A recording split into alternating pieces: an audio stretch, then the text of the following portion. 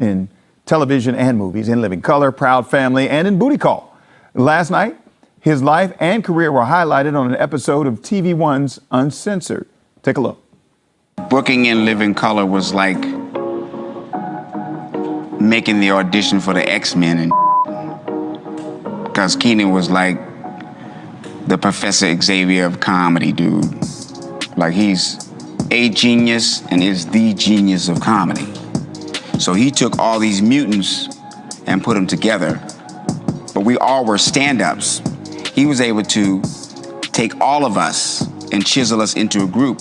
The pilot didn't get picked up, so we did this whole pilot. All right, this morning, Tommy Davidson joins us to talk all about his Uncensored episode before it re-airs, and he's talking about a lot more. Good morning to you, Tommy Davidson. Good to see you again.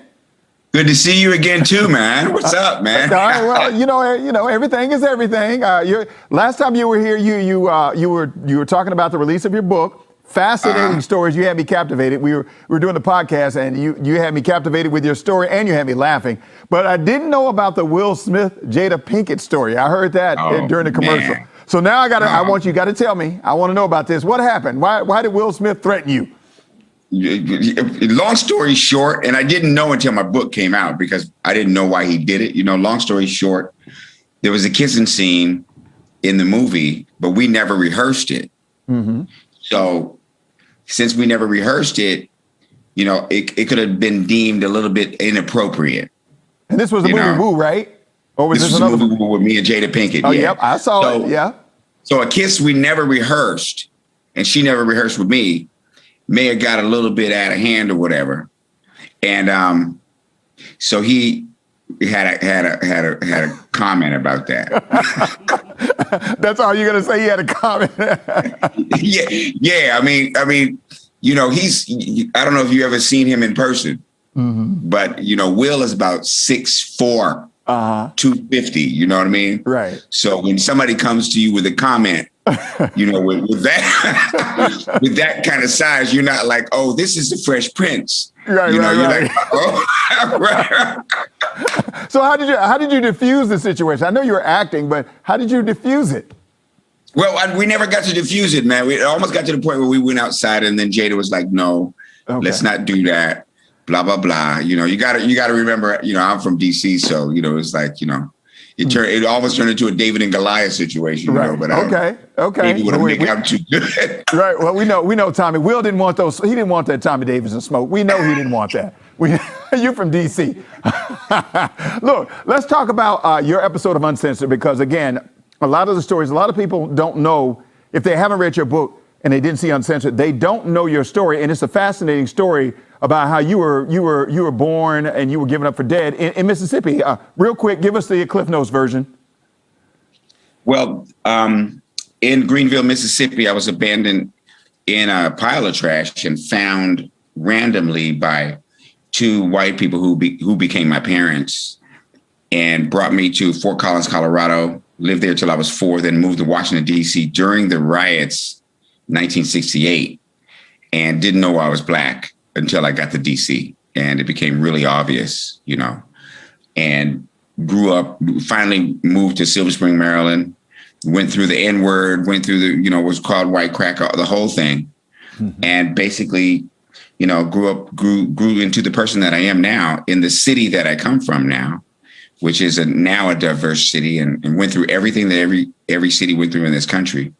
And I was kind of, I was basically on a parallel with the growth of the city, you know, and you know, with the help of Petey Green's Washington, Mayor Barry. I mean, I can go on that. Just DC in general, the community in general here, you know, the Washington Repertoire Theater, Howard University Radio, you know, Melvin Lindsay. I mean, the whole city just gave me everything that I need to go out into this world and be not only a balanced human being, but make a difference. Mm-hmm. You know, this was not, I didn't grow up in the kind of city where people sat down and watched stuff happen that wasn't right. Mm-hmm. You know, it's just a part of your fiber. If you're from here, you know, eventually you're gonna have a picket sign in your hand. You know what I mean? And you be working 24/7 because it's the working people's city too. Right, right. And you and I always also talked about how you used all of that pain and that trouble and turned that into comedy and a successful career in the movies and in comedy in Living Color as well. Yeah, was really fortunate. The reason why I named my book Living in Color, because to go from that situation I was in, and then to end up on a show like in Living Color came from a power greater than all of us, to put that in perspective, and I'm just grateful for every event that happened, negative or positive. I'm grateful for all of it, because I can accentuate the positive, especially in our society now with everything that's happening, Right. Okay, real quick, 10 seconds. I know this is going to be a kind of a bad question for a 10-second answer. What else you got going on? Oh, man, I'm going to be in Washington, D.C., as a matter of fact, at the Improv the 16th through the 19th in person. December, I'm sorry, at the Improv, December the 16th through the 19th at the Improv. And I just formed a brand new company called One Song. So not only am I going to be doing television and movies and cartoons and all of this for this country, I'm going to be doing globally. Mm-hmm. Globally. Proud Family's back.